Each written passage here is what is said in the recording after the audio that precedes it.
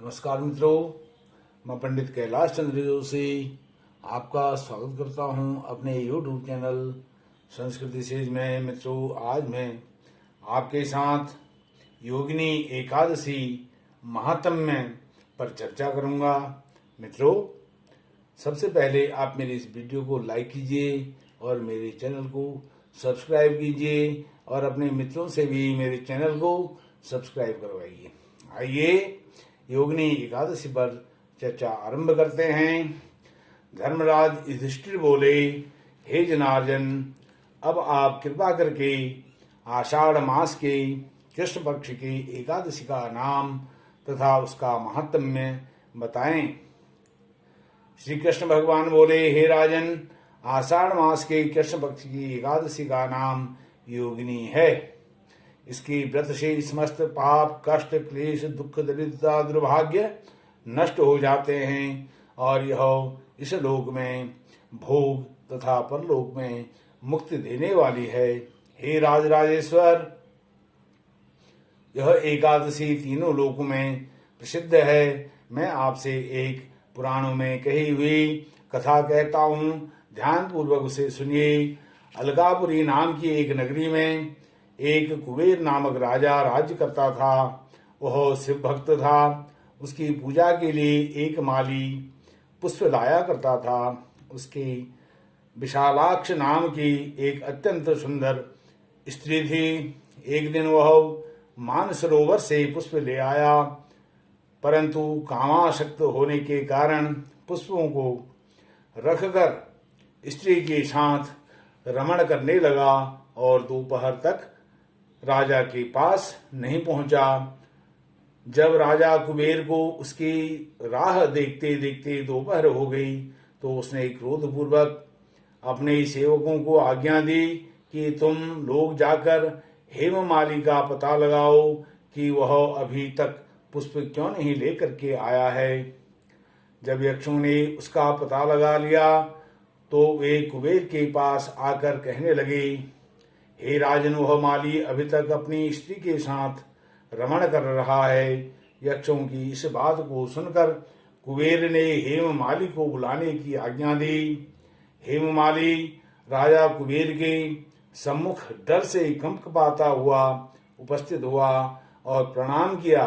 उसको देखकर राजा कुबेर को भयंकर क्रोध आया। उसने कहा, हे पापी महानीच कामी, तूने मेरे पूजनीय ईश्वरों की भी ईश्वर शिव जी का अनादर किया है। इससे मैं तुझे श्राप देता हूँ कि तू स्त्री का वियोग भोगेगा और मृत्युलोक में जाकर कोढ़ी हो जाएगा। कुबेर के श्राप के प्रभाव से वह तत्क्षण स्वर्ग से पृथ्वी पर जा गिरा और कोढ़ी हो गया। उसकी स्त्री भी उसी समय अंतर्धान हो गई। मृत्युलोक में जाकर उससे महान दुख भोगे, परंतु शिवजी की भक्ति के प्रभाव से उसकी बुद्धि मलिन नहीं हुई। वह हिमालय पर्वत की ओर चला गया। वहां पर चलते चलते मार्कंडेय ऋषि के आश्रम में पहुंचा। वह ऋषि अत्यंत वृद्ध तथा तपशाली थे। उनको देखकर वह हेममाली वहां गया और उनको प्रणाम करके उनके चरणों में गिर पड़ा। उसको देखकर मार्कंडेय ऋषि बोले कि तूने कौन से कर्म किए हैं जिससे तू कोढ़ी हो गया है, महान दुख भोग रहा है। इस पर हेममाली बोला, हे मुने, मैं यक्षदान कुबेर का सेवक हूँ। मैं राजा की पूजा के लिए नित्य प्रति पुष्प लाया करता था। एक दिन अपनी स्त्री के साथ विहार करते करते बहुत विलंब हो गया और दोपहर तक पुष्प लेकर नहीं पहुंचा। उन्होंने मुझे श्राप दिया कि तू अपनी स्त्री का वियोग भोग और मृत्युलोक में जाकर कोढ़ी बन जा तथा दुख भोग। इससे मैं कोढ़ी हो गया हूँ और महान दुख भोग रहा हूँ। अतः आप कोई ऐसा उपाय बतलाइए जिससे मेरी मुक्ति हो जाए। इस पर मार्कंडेय ऋषि बोले कि भाई, तूने मेरे सम्मुख सत्य वचन कहे हैं, इसलिए मैं तेरे उद्धार के लिए एक व्रत बतलाता हूँ।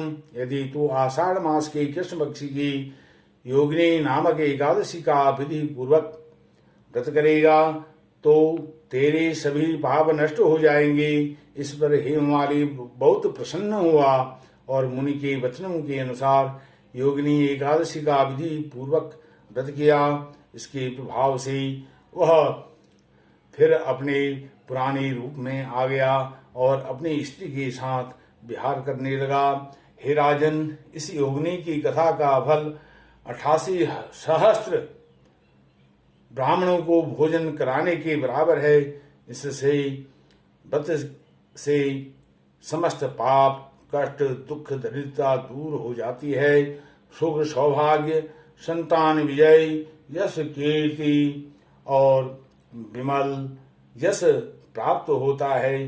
अंत में स्वर्ग प्राप्त करता है व्यक्ति। ओम नारायण।